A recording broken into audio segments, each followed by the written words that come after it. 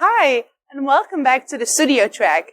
We are joined right now by our very own Cooper, who is our local video god. He has been doing the videos of Hack in the Box for many, many years, and we're here to talk about all of his experience in the past years. Hi. Welcome, Cooper. I've known you for several years now. You're nothing short of a legend. So, you're the guy who makes me look good in all the talks that I give at Hack in the Box and several other conferences. We would like to talk to you about how you pull off all the magic. Okay. And what's all the wiring that goes on behind the scenes, and everything you do to overcome all the adversities as well. Sure. Can you tell us a bit more about how you first started at Hack in the Box? Yes. Or first started by taping videos for conferences in general? So, Hack in the Box was, I think, the second conference, it was the first conference I ever volunteered for. Okay. Just as, I was the guy standing at the door, helping people get in, making sure that if you didn't have a badge, you got sent back. Mm-hmm. This had everything to do with me trying to understand conferences better, because I was viewing a lot of conference talks online on YouTube. At the time, they were mostly American, so the DEF CON talks and that sort of thing, stuff that Iron Geek was doing. And it looked appealing. So I asked my employer to send me to a conference. So they sent me to an OWASP conference, the AppSec EU. For reference, I am a software developer, so going to an OWASP conference makes a lot of sense. And I went, hey, this is fun, I want to do this more. So I walked up to my boss and was like, hey, that was a fun conference, now I would like to also go to that. And they were like, no, that is way too expensive, we can't do that. So I looked into it, and going to a lot of conferences certainly is expensive, like doing one or two a year. I'm sure for like big ones like this wouldn't need to break the bank, but if you want to do more than that, then it becomes quite cost inhibitive. So the solution I found was to just volunteer for conferences, so you'd be able to at least pick up some of it. Yep. And I talked to a friend of mine, DigiNinja, on Twitter, who I asked him, like, what would be like a really good conference for someone like me to go to? And he mentioned a few, BruCon, OWASP, Hack in the Box got mentioned because it would be local to me in the Netherlands. And he, off the cuff, mentioned that he was organizing his own conference in Sheffield, England. Oh. Which was, of course, that just blew my mind. It was like, I know somebody who organizes a conference, what? So I told him, well, I'm going to come and volunteer for your conference. And I'm sure he thought I was completely nuts, because who travels from the Netherlands all the way to England to go to his 100-person, last time at least, con? But sure enough, there I was. And as I stood there going, hey, I'm here, I'm volunteering, what do I do? The person who was doing the camera duties for SteelCon walked through the door going, sorry, I'm super late, but we have an hour and a half to set up 2 tracks. Who can help me? So I was already interested somewhat in conference videoing as a thing. So I said, sure, let's help. I spent the rest of the day helping this individual filming SteelCon best we could. But in the end, I think about 60% of the talks that we tried to film could be put online, and the rest had to be discarded due to the various problems that we had. There was cameras out of focus, SD cards that filled up, the light balance was such that you just could not see what was going on, and all sorts of nitty little problems that just completely ruined the video. So after the conference was over, it also took many months before the talks would even become available. So I talked to the individual who was doing the videoing and asked him, like, how could we do better? And he had a few suggestions, but he wasn't really willing to follow through on it. But I was inspired, so I started collecting hardware, putting together what would become my first video rig. And at this same conference, I met Aaron Phoenix, who turned out to be organizing Besides Hamburg opposite CCC. When was all this? Like what year This was all 2015. 2015? Yes. So 7 years and 7 counting. Yes. I'm going to keep counting. So, he organized Besides Hamburg opposite CCC. And before the event, he put out a tweet saying, there's not going to be any camera. There's not going to be any photography. We haven't arranged any of that. So if you want to see something of this conference, just show up. Which was my cue to go, hey, since there's no video, are you willing to take a chance and have me come in with this alpha as can be setup to see if I could maybe film your conference? And he was game. I actually ended up borrowing my mother's camera to do the other track. Okay. And filmed it. In the end, everything that I filmed there was at least good enough to be put online. I learned a heck of a lot. But that was what started it off. So I did one conference in 2015. From just that conference alone, I got leads to 2 other conferences that would be interested in getting filmed if I wanted to. And in 2019, the last full year before Corona, I had over 40 conferences in a single year. that is nothing short of being impressive. And I know that people ask for his services by example. Like, if Cooper's going to do it, it'll be awesome. I know I'm one of the guys who requested to do exactly that. And it's been a pleasure working with you. Very much likewise. You've been pretty much all over the world. How do you manage to get things set up with perfection in record time? The setting up bit I am still trying to make easier still. But I've had, you do something, you figure out that you have a problem and you fix it. And so for the next time you're better. One good example with Hack in the Box is I initially, on my cameras, I would have near the camera, I would have a power outlet that would power all the bits near the camera. And I would have a power outlet on the stage to power all the things on the lectern. Until for one talk at Hack in the Box, some person decided that their phone needed charging. And they yanked the thing. Ouch. Oh dear. So thankfully, by then I was already showing people what I got because I'm not shy to admit I'm well proud of what I've done here.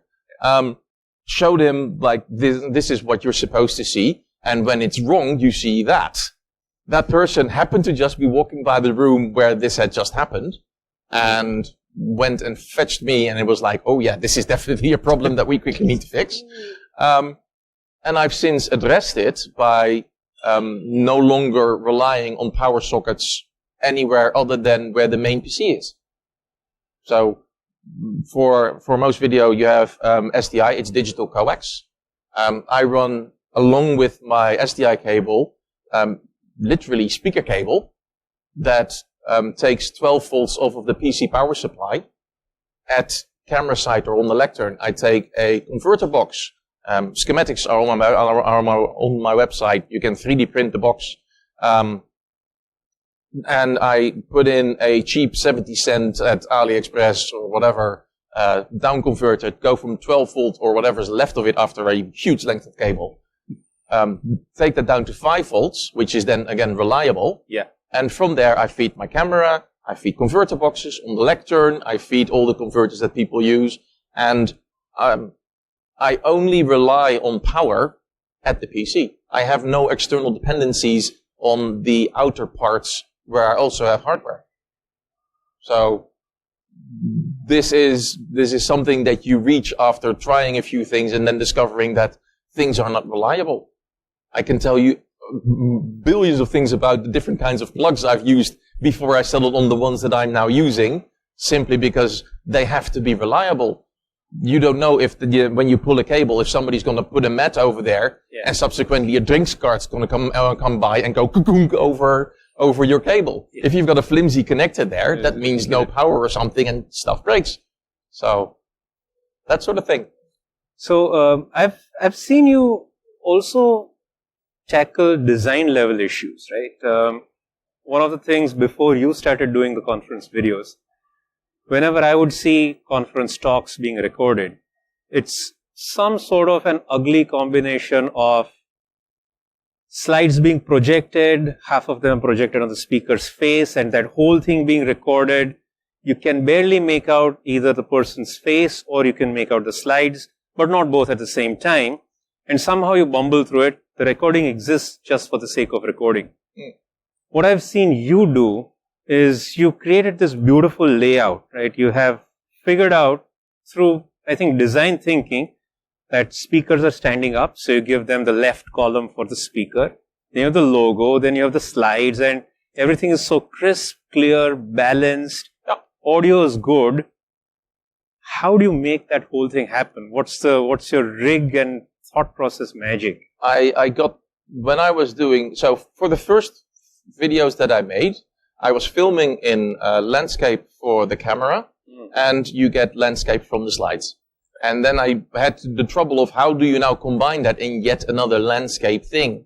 So you end up with doing things like the text on the slide is here, so I put the camera, the image from the camera over there. Next slide, the text is now on the bottom, so you put the image, and you practically get seasick from watching it. And it is a heck of a lot of work for you in editing after you've recorded something to get this right.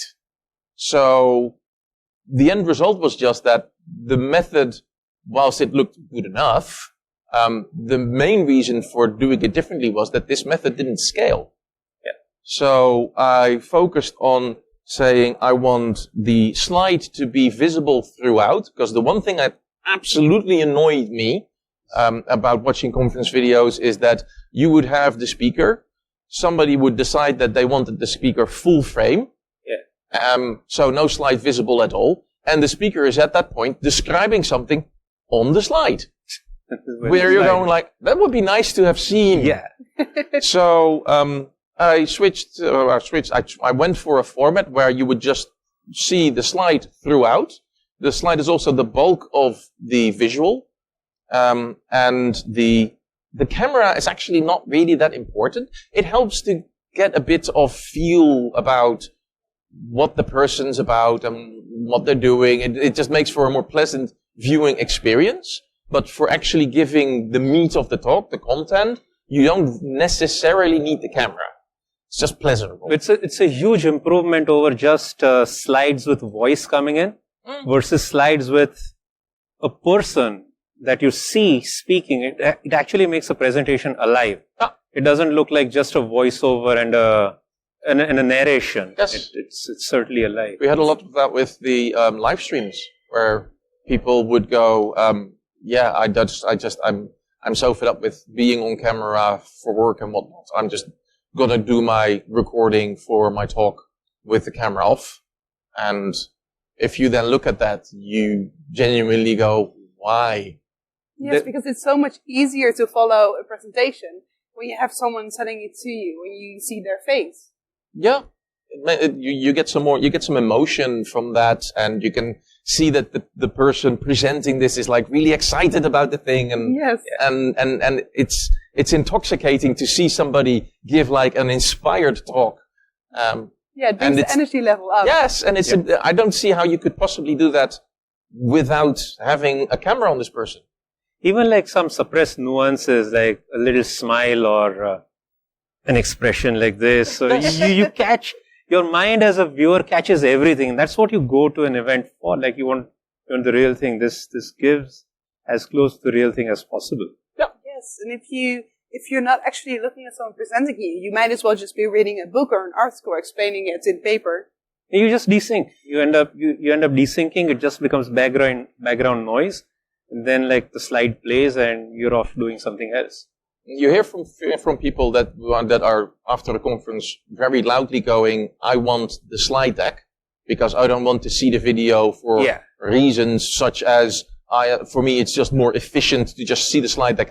From the slide deck I can pretty much think what the entire talk is going to be. I find it impressive, but some people can do that. Hack in the Box is one of the few places that actually collects the slide deck of everybody and publishes them. It's not something I see with most conferences. And you're going to have to rely on the video. And if the video is then dull or boring, then it just becomes difficult. My first experience of seeing your output was at Hackaloo. I don't know when. Many Hackaloos ago is all I'm going to say. But once I finished my talk, by the time I got coffee and I got back into the track, you'd publish the talk on YouTube. Yep. I believe it was 13 minutes. I know it was less than 15, so I'm just going to go with 13. It's a good prime number.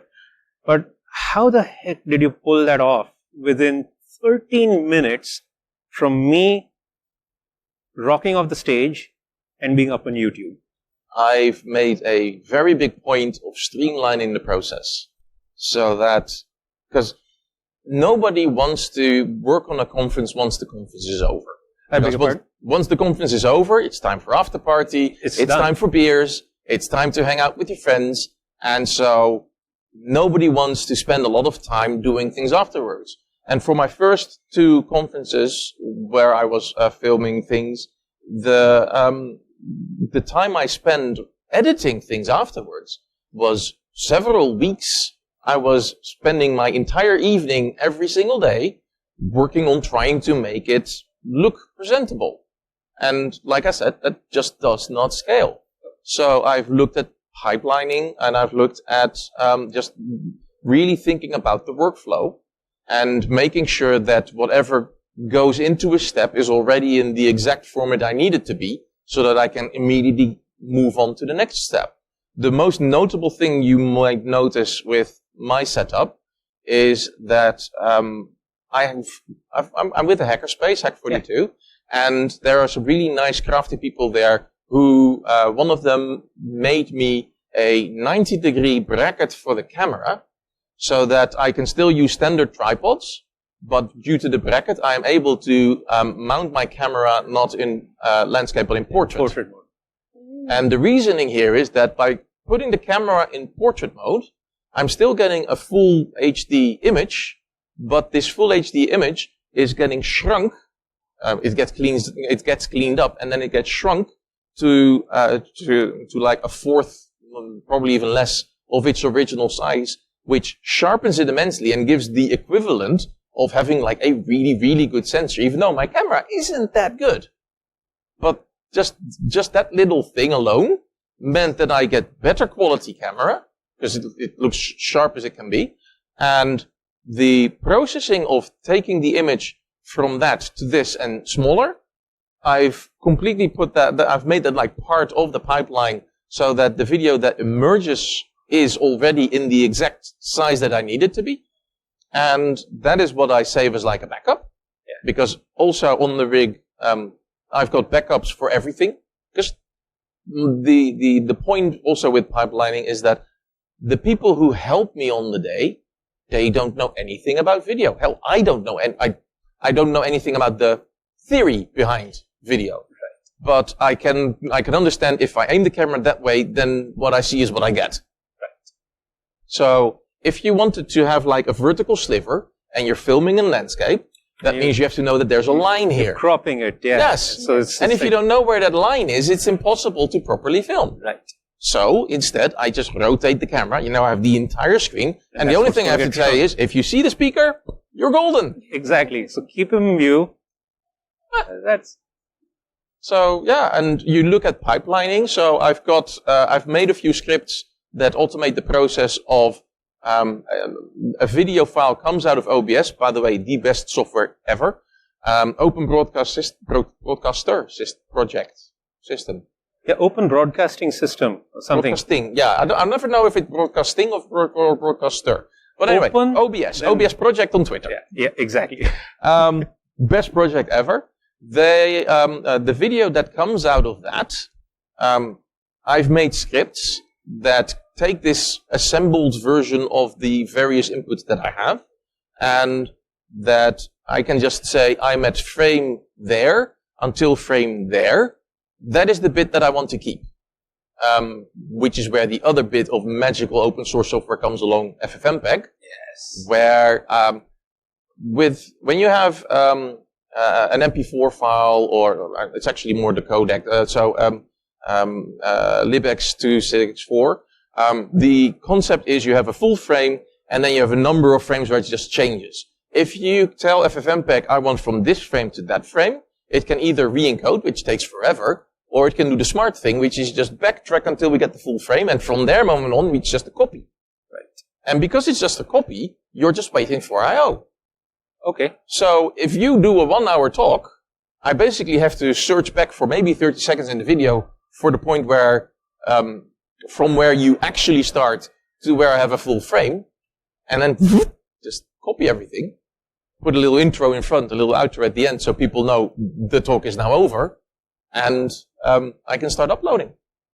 Obviously, I also clean up the audio, because that varies from place to place. That was actually what I was going to ask you about, and this is a pet peeve of mine. If the audio is messed up, it's pretty horrible. It's difficult to listen to. Video is, in a way, correct me if I'm wrong, slightly predictable, because a screen is a screen and screen output is screen output. Either it works or it doesn't work. The speaker is like either there or invisible, so, not too many variations about that. But audio can be all over the place, and recording equipment, ambient noise, levels, all your videos are perfectly clean when it comes to audio. So, let's educate us on what those secrets are. I've used professional, you could say, devices for this. I use a Shure X2U, which is a USB sound card that takes XLR in. And XLR is like the sound cable, for those who don't know, is like the sound cable for professional audio. And if you have any decent microphone, you will find that it has an XLR output somewhere. So my sound card can use that directly. The other benefit is that particular sound card is the size of a cigar. So it's really portable and really easy to take anywhere. In most places where I film, there is at least something like a mixer table, and you can just directly connect to the mixer table. Some places, because as you mentioned, I do conferences that are very small. I don't really care how big it is. If you're doing something interesting that is worthy is like worth of my time and other people's time to see this again, then I think it should be filmed so that people can see it again. And so I've done my hackerspace has done events where there were 30 people there, but you put a camera there and people can watch it, and all of a sudden it's as if there were more people there. But there was no mixer. So I also have in every single one of my rigs, I have a condenser microphone, which you can just put anywhere in the room. My personal favorite is to tape it to the ceiling, because then it's out of the way and it's got a clear direction, an unobstructed direction, a line of sight, if you will, to the speaker. So sound is easy enough and can easily travel there. And you get really great audio, despite there not being a really good microphone there. So it's impressive. And then, the only step after that is to use Audacity to take the audio from the video, make it look nice. You use FFmpeg again to replace the audio track with the one you just cleaned up, and you're done. And the magic, if you will, for this step is that with FFmpeg, the replacing of the audio track is no more effort than encoding an MP3. It doesn't touch the video at all. Also means that there's no loss in quality. Right, it just slices it in. Yes. Literally. Which I don't understand the magic about that is going on there, but I love it to bits. So Cooper, you have been doing all kinds of conferences for many, many years now. You must have some great stories to tell by now. Well, I do have, this is a thing that I am contemplating doing. Haven't yet really put proper thoughts into it. I've put the paper things that have gone wrong. I once saw a tweet from somebody who was a conference organizer, and the phrase he was using, pardon my French, was shit umbrella. that a conference organizer is a shit umbrella. Whenever there's shit, they make sure that it doesn't hit the people below. But that causes massive burnout under the conference organizer, because you're trying to do something nice and everybody just complains. So that got me thinking, like, how many things are going wrong during a conference, just any conference, that we are somehow able to hide from people, such that they don't realize that something went wrong, just because, we are able to cover for it. One of the examples I like to cite is where I've set up for multiple tracks in a venue. This was a school. It was a 3-track event, and I am in one of the tracks, and one of the volunteers approaches me and says, "Hey, we have a problem with the track in 4/7. 4/7? We don't have a track in 4/7. Turns out that the entire C-wing of the building had lost power. That wasn't going to come back anymore. And somebody just made the executive decision to just lift my entire rig up and plonk it in a different room, in a different building, in a different side of the building. And they got almost all the connections right. Almost. So I show up there, it's like, okay, run the cable. This one's wrong. Right, you're good to go. And we had the track in there for the rest of the day. Nobody noticed a thing. There was an announcement that track got moved. But nobody knows the complexity of what you just saw then and there. And I wasn't even there. That's the thing that I love the most. Like, I wasn't even there. Just some volunteers looked at it. Somebody made a few photographs of certain bits, like, okay, this looks a bit complex. Let's make a picture of it so we know how to connect it afterwards. And then they just literally just lifted it up, took it all out there, and plonked it in a different room, and that was it. And they did it perfectly. That is brilliant. What next? What's your next? You've taken something which, pretty much was a very, what shall we say, a subset of a conference. Videos. Mm-hmm. You brought it to the main stage instead. Yes. Videos are like flowers. They're best when they're fresh. You publish them fresh. Mm-hmm. They get consumed on time. They're clean. They're beautiful. They've got life in it. You've perfected the format, perfected the audio, the layout. You've perfected your rigs. You've created your own tooling. You've scaled this. You can do 40 conferences a year. Probably 80 if you could do that. But if I need to convince my employer. But yes. Yeah, exactly. It's just a matter of permissions and not the tools and the process. But what's next? What do you want? What do you want to do? Before Corona, I basically passed the hat around asking people to donate some money so that I would be able to make more of these rigs. At the time, I had 7 of them. 3 of them were fit for taking in the air. So I had a Pelican with 2 rigs in it, required that the organizer provided a few of the bulkier bits. I had one in a suitcase where I would go to an event that would just have a single track, and I would be able to film that. But I would bring everything. And there were the 4, call them standard rigs, that I would just throw in my car and drive to places with. But that is a lot of transport and a lot of logistics that I honestly could do without. So, and the other problem was that Brexit was coming along. And a fair few of my conferences, I'm saying my conferences that I film, are in England. And customs was going to become an issue if that went through. Well, it did went through.